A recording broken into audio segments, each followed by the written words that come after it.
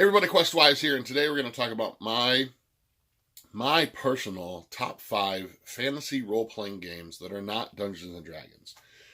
This is not a video about bashing on Dungeons and Dragons because I will be a lifelong fan of that property, of that game, no matter what edition. I'm just a fan. I love the history behind it. I love the game itself. I love the mechanics of it. And I enjoy sharing it with people. But today, I want to share some other games that I find that are really, really fantastic. Now, if you've watched some of my other videos before, if you've followed the channel for a while, you'll know that I am, above all, more of a fantasy fan than I am anything else. I enjoy science fiction. I enjoy horror. I enjoy the different aspects of role-playing games and literature. But at its core, at my base desires, passions, I love fantasy. Be it fantasy fiction, fantasy movies, fantasy role-playing games. And today we're going to talk about the 5 games that I love. And when I say love, I mean these are the games that have, and I have a lot of fantasy role-playing games. But if someone were to say to me, hey, I want to play a fantasy game that's not D&D, let's pull something off your shelf, these are the top 5 I would go to first. If they left the decision to me, these are the ones I would go to first. I'm going to start at number 5. Now, these are my top 5, so they are really some of my favorite games out there. So don't take these with any kind of grain of salt and be like, oh, number 2 is better than whatever. But number 5 is going to be Burning Wheel. I was introduced to this game by a friend, Wayne Humphrey, who actually introduced me to this and sold me this book, and I fell in love with it right away. It's a hefty tome. It is sort of shaped in the size of like a Bible. And in a sense, I guess it can be for this particular role-playing game. But this is created by Luke Crane, and it's put out by Burning Wheel. What I really love about this game is, now normally I don't like tons of crunch in my role-playing games. I'm a much more narratively driven game master and player. This game has lots of crunch. It has a lot of moving parts, a lot of cogs that are all turning in different directions. But what I really find genius about this, and what I really, really find fascinating about Luke Crane's way of building a role-playing game, is that once you put all these cogs together, they all fit perfectly, and they all create this giant, moving, beautiful machine.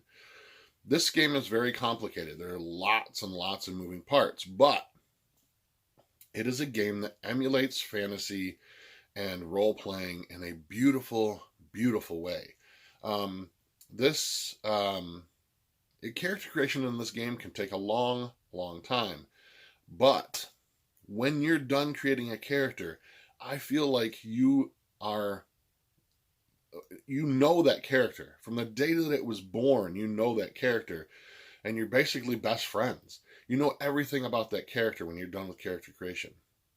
Gameplay, again, is the same way. It can be, there are levels to the game, so that you can, depending on what part of the narrative you're trying to tell, the mechanics themselves can be super simple. But if you're going into something like a major boss fight or an argument with a king, there are rules for that. There are systems ingrained into this that can make things very dramatic and very cinematic and such as well. So number 5 is Burning Wheel. Great game. If you haven't had a chance to check it out, I highly recommend it. Number 4 is Palladium Fantasy. This is the older edition. It's not second editions out there right now. I just think this cover is really cool.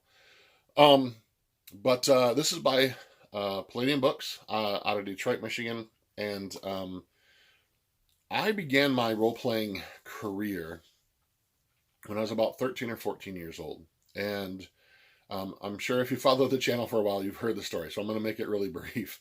But when I first learned how to role play, it was using Heroes Unlimited and Teenage Mutant Ninja Turtles and Other Strangeness by Palladium Books.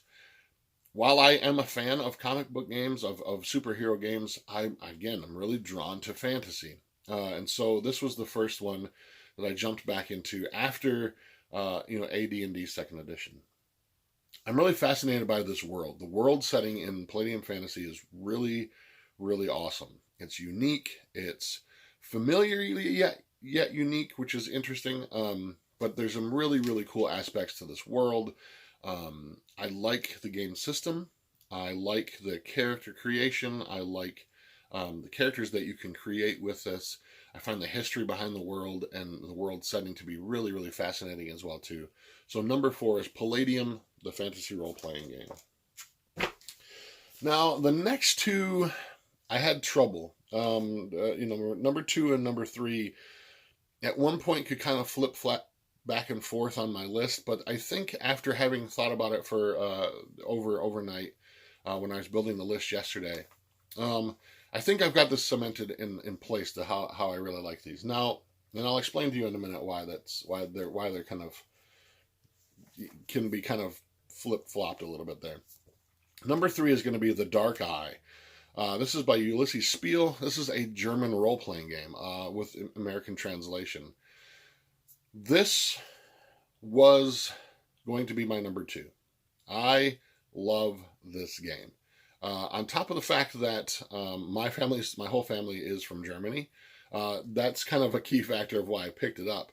But after I picked it up, I found that I really, really love this game. And it's because while it is a fantasy game, and a lot of people call it, and I've been victim to this before too, call it the German version of D&D. It's really unique, and it really stands on its own. It does use a D20 mechanic, but it's a D20 roll under system. But what really sets us apart from Dungeons and Dragons is that while Dungeons and Dragons tends to be a much more high fantasy game, this one draws a lot of inspiration from mythology and folklore. There's going to be a lot of spells that you run into in this when you're playing a magic user that you would never expect to use in any other high fantasy role-playing game. There are spells that might make flowers bloom or make a town more fruitful, kind of thing, in an area, or help a woman in childbirth. These are all things that you're going to encounter in The Dark Eye, but you might not find completely useful at all in any other sort of fantasy role-playing game. I really love that it's drawn from things that are extremely magical, extremely fantastic, but I do so on a much more sort of folklore type based thing. I really love this game. The production quality of this thing is beautiful.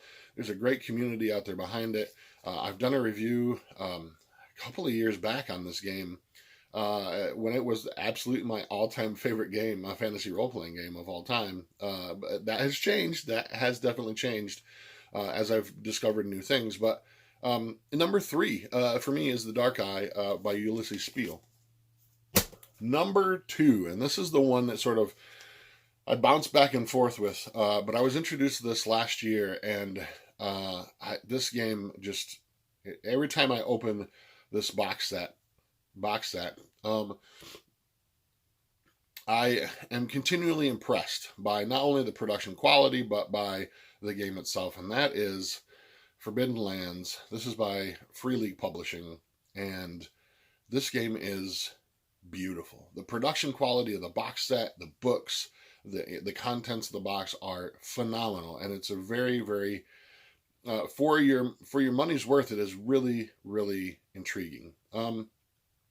The storyline, the world setting is very unique. It's definitely fantasy, and it has all those fantasy tropes that you've come to know and love, but it does it with an interesting twist and twists that sort of really excite me whenever I open the books and I play the game and I get to read the lore and stuff.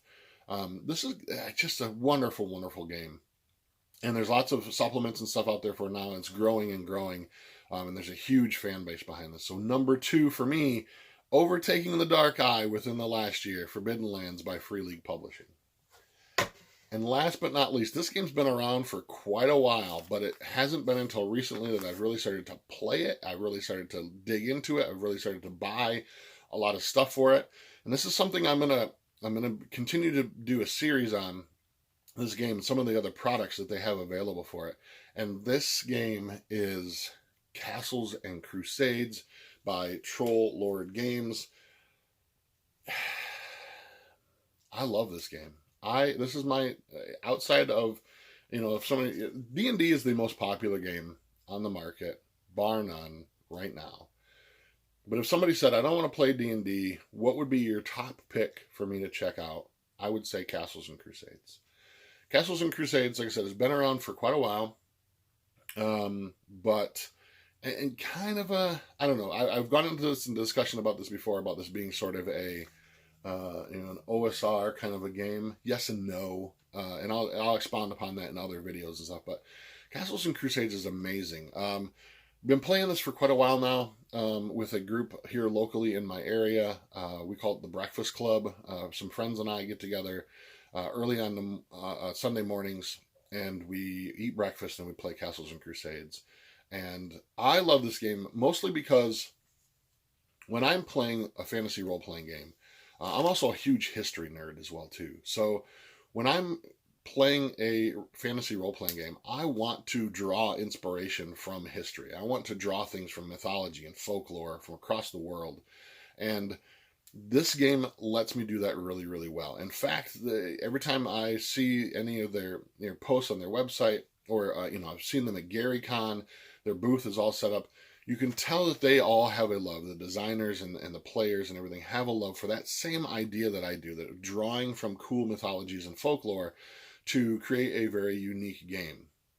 The reason I love that kind of stuff is because I like to be able to do independent research. Like outside of a game, I want to read books about folklore and fantasy, folklore and mythology. I want to read books about history, and I want to be able to take pieces of that and bring it into my game. And this allows me to do that very, very well because it's sort of scalable in how much fantasy you want in your game. The core book, this one in the Monsters and Treasures book, is all you need to run the game. The Game Master's Guide, which I'll do a video on as well too, or excuse me, the Castle Keeper's Guide, just adds a lot of options to create a depth to your game. This game is a D20 based game, but uses your attributes, not attribute bonuses and penalties, but your attribute scores to roll for things. And it's very simple. It takes like literally 5 minutes to teach somebody how to play this game, and we've been having a blast with it and doing some really epic stuff with this kind of thing as well too. So my number one fantasy game that's not D&D will be Castles and Crusades by Troll Lord Games. Until next time, I'm Questwise, and I am out.